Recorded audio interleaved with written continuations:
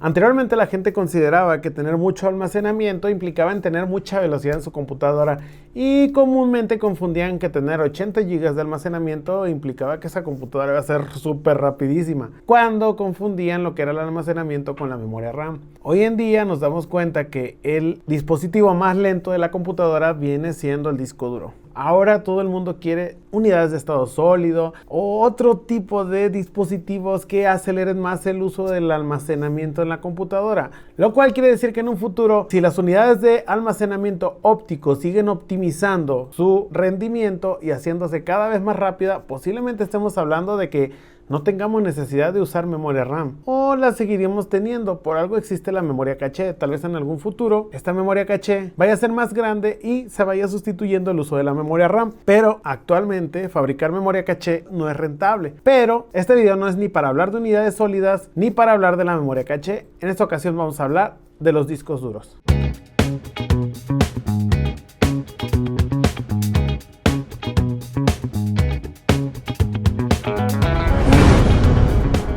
Esos dispositivos que tienen una precisión y una calidad tan grande que si cae una minúscula partícula de polvo, la información puede perderse por completo. Si tú te das cuenta, un disco duro viene encapsulado completamente al vacío para que no vaya a tener impurezas. Si tú pierdes la información de un disco duro y tú abres para reemplazar o reparar alguno de estos dispositivos, estás corriendo el riesgo de perder la información que se encuentra en alguno de los sectores o posiblemente en todos. Los discos duros están conformados por platos, por un eje, por un actuador y por una cabeza lectora. La cabeza lectora está separada únicamente 0.3 nanómetros del plato. Este disco duro ya tiene algo de tiempo que lo tenemos abierto y ya tiene una capa pequeña de polvo que pensaríamos nosotros que no implicaría en ningún problema, pero el polvo es considerado cualquier partícula que sea inferior a los 500 micrómetros. Eso quiere decir que es mucho más grande que 3 nanómetros, pero mucho más grande que 3 nanómetros. Entonces, si la partícula más pequeña de polvo llega a caer sobre tu disco duro,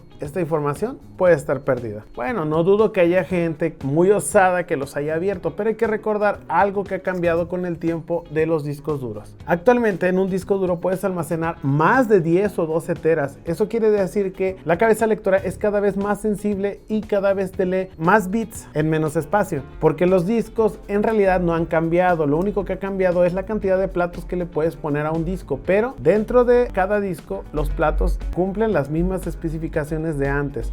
Lo que ha cambiado es la capacidad de la cabeza lectora de cambiar la información que se encuentra en un sector y no de cambiar el tamaño del plato. Si alguna vez escuchaste hablar del término de precisión de reloj suizo, los discos duros aún son más precisos. En realidad, tú estás comprando algo de gran precisión a un costo bastante económico. Y esto se debe a la automatización de muchos tipos de procesos. Cabe mencionar que también tiene una controladora de la que se encarga de tener una memoria caché para tener el acceso a los platos. Lo importante es el rendimiento que tiene este disco y no se basa en la cantidad de revoluciones que gire, por así decirlo. Un disco duro de 7200 revoluciones va a girar aproximadamente a una velocidad de 120 km por hora. Esto es bastante rápido para lo que viene aquí encapsulado, pero lo que va a definir el rendimiento va a ser en realidad la velocidad con la que se mueva el actuador y mueva la información entre un lado y otro. Por eso, cuando hablábamos de discos duros, se escuchaba una frase muy conocida que se llamaba desfragmentar el disco duro. Anteriormente, los sistemas operativos guardaban la información en cualquier lado. Los sectores de arranque se posicionaban en cualquier parte del disco duro. Esto implicaba que, por ejemplo, cuando fuera a encender el disco duro, aparte de encender y llegar a la velocidad que tenía que llegar el disco duro para hacer el estándar de lectura, todavía el brazo tenía que moverse de un apartado a otro en diferentes posiciones en las que se encontraba la información de arranque. Esto implicaba a que el brazo se moviera, aunque se mueva de una manera muy rápida, es muy tardado hacer esto para el disco. Entonces lo que hacían es unir la información de una manera que estuviera accesible, más rápida. No sé exactamente cómo lo desfragmentaba el sistema operativo, ni cómo se desfragmenta actualmente. Lo que sí sé es que tratan de que la información se encuentre en las partes más cercanas de la unidad para que el brazo no tenga que moverse tanto, por así decirlo. Eso quiere decir que si el sistema de arranque se encuentra en las primeras capas del disco duro, este va a empezar a funcionar y todo el arranque se va a encontrar en esta parte. Después, los archivos del sistema operativo, lo que es lo más importante para el sistema. por ejemplo el archivo de paginación, que ese se encontrará en una sola parte del disco duro. Después de ahí viene la información de las aplicaciones que tú más utilizas y al final vendrán las fotos de tus tías, de tus abuelas, de tu perro o de tu gato o de las fiestas. ¿Por qué razón? Porque por lo general, hay que ser honesto, casi nunca las ves. Por eso en ese tiempo era tan importante desfragmentar el disco y mantener tu información ordenada. Actualmente con el uso de las nuevas tecnologías no es necesario, pero sí ocurre un tema muy interesante en la cuestión del uso de manejo de la información en los SSD, pero eso lo vamos a ver en otro video. Como dato curioso, ¿alguna vez te has preguntado por qué son tan pesados? ¿Por qué las carcasas son pero tan gruesas, vienen tan protegidos? Este disco, como habíamos mencionado anteriormente, se mueve a 120 km por hora aproximadamente, no recuerdo exactamente la cantidad. Actualmente, como vivimos en un país donde usamos las cosas hasta que se descomponen completamente, estos dispositivos se pueden caer. ¿Y tú qué crees que pasa si este dispositivo es demasiado frágil? Pues únicamente que van a salir los discos disparados y pues puede pasar algún accidente. Lo que se trata es de evitar ese tipo de riesgos. Por eso las carcasas son tan pesadas y tan rígidas y tan resistentes.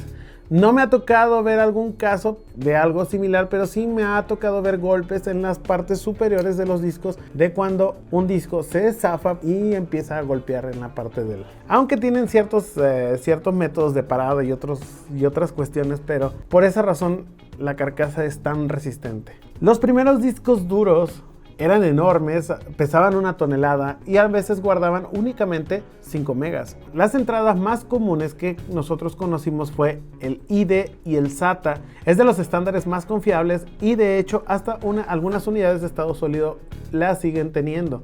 La desventaja que tenían los dispositivos comúnmente conocidos como ID o ATA es que, en primera que tenías que hacer una configuración de jumpers para poder poner uno como maestro o como esclavo o como un único disco. Mientras estabas accediendo a uno, por lo general no podías acceder a otro. Ya hubo mejoras en los chipsets subsecuentemente que ya permitían ese acceso, pero en los primeros era o un disco o el otro. Serial ATA actualmente consta de 3 versiones. La versión 1 que alcanzaba velocidades de hasta 150 megabytes por segundo, la versión 2 que son 300 megabytes y la versión 3 que alcanza hasta los 600 megabytes por segundo. Ya de aquí en adelante, SATA no ha alcanzado más velocidades, pero la ventaja es que cualquier disco de generación anterior es compatible con las generaciones nuevas. Los tamaños de los discos duros, iniciando desde las 8 pulgadas, que eran unos discos bastante grandes, yo únicamente llegué a ver el disco más grande de 5 pulgadas. De ahí fueron bajando los estándares desde 8, luego bajaron a 5,